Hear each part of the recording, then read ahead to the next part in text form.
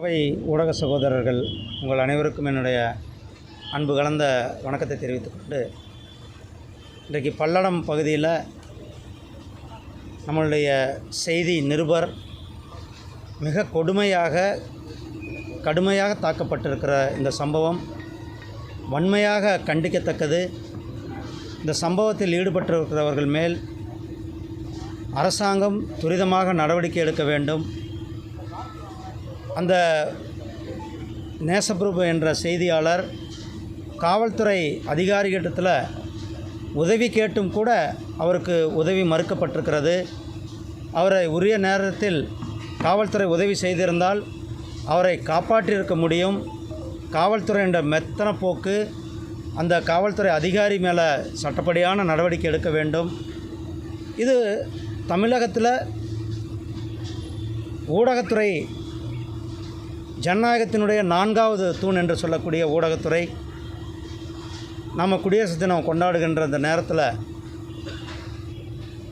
ஊடகத்துறையில் உள்ள ஒரு நபருக்கே பாதுகாப்பற்ற சூழ்நிலை தான் தமிழகத்தில் விளங்கி கொண்டிருக்கிறது. இன்றைக்கு தமிழகத்தினுடைய சட்டம் ஒழுங்கு எந்தளவுக்கு கேள்விக்குறியாக இருக்கிறது என்பது இந்த சம்பவம் காட்டி கொண்டிருக்கிறது.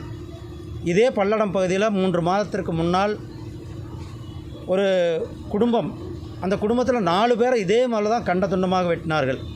டாஸ்மார்க் பக்கத்தில் அவங்க தோட்டத்தில் எதற்காக இங்கே வந்து குடிக்கிறீங்க என்று கேட்ட ஒரே காரணத்திற்காக அந்த குடும்பத்தில் 4 பேர் படுகொலை செய்யப்பட்ட சம்பவம் அதே காவல்துறை அந்த பகுதியில் தான் நடந்தது, இதே பல்லடம் பகுதியில். இன்றைக்கு ஒரு ஊடக சகோதரர், ஏன்னா நீங்கள்லாம் ஊடகத்தில் இருக்கிறீங்க, நீங்கள்லாம் எந்த பாதுகாப்பு இல்லாமல் தான் வேலை செய்து கொண்டு இருக்கிறீர்கள். நியாயமான செய்தியை, மக்களுக்கு பயனுள்ளக்கூடிய செய்தியை தைரியத்தோடு கொடுத்து கொண்டிருக்கிறீர்கள். அப்படி கொடுக்கப்படுகின்ற செய்தியாளர்களுக்கு ஒரு நியாயம் இல்லை, பாதுகாப்பு இல்லை. தமிழகத்தினுடைய சட்டம் ஒழுங்கே கேள்விக்குறியாக இருக்கிறது. சட்டம் ஒழுங்கு இருக்குதா என்பதே இன்றைக்கி தெரியல.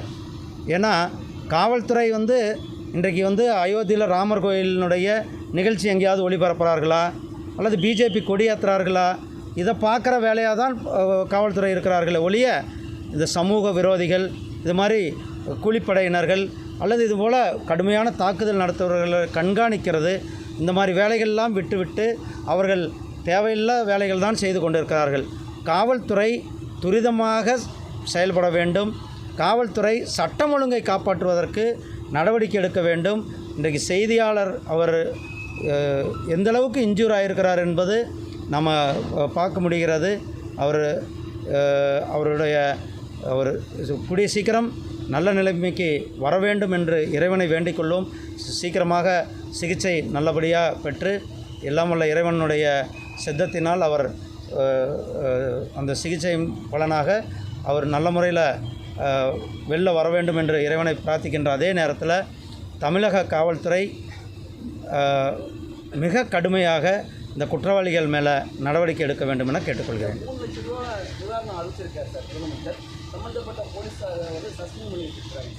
காத்திருப்போர் பட்டியலில் வச்சுருக்காரு, சஸ்பெண்ட் பண்ணலை, காத்திருப்போர் பட்டியலில் வச்சுருக்கிறார்.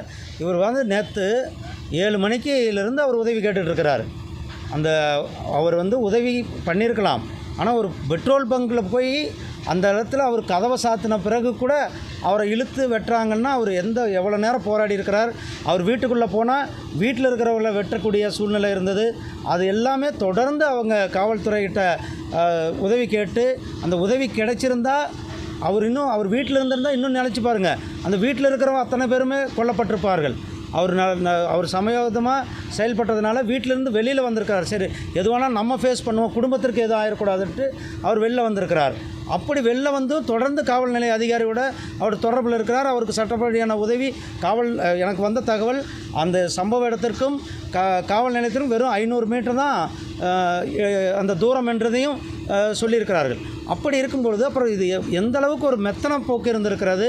ஒரு நிருபர் சமூக அழிவை, அதாவது அங்கே என்ன அவருடைய எனக்கு சொன்ன தகவல்கள், அவர் அதிகமாக இல்லீகல் பார்ஸ், சட்டத்துக்கு புறம்பான பார்கள் நடந்து கொண்டிருக்கிறது. நம்ம கோயம்புத்தூர் பகுதியில் கூட பேருக்கு ரெஸ்டாரண்ட் இருக்கிறது, ஆனால் அதுக்கு பின்னால் இல்லீகல் பார்கள் நடந்து கொண்டிருக்கிறது என்பது அனைவரும் கவலைக்குரிய செய்தியாக சொல்லிக்கொண்டு, அப்படி சட்டத்திற்கு புறம்பான பார்கள் அல்லது சட்டத்துக்கு புறம்பான டாஸ்மார்க் விற்பனை இதையெல்லாம் செய்தியாக தொடர்ந்து அவர் வெளியிட்டு கொண்டிருக்கிறதுனால தான் அவர் மிக கொடுமையாக தாக்கப்பட்டிருக்கிற அந்த சம்பவம் மிக கண்டனத்துக்குரியது.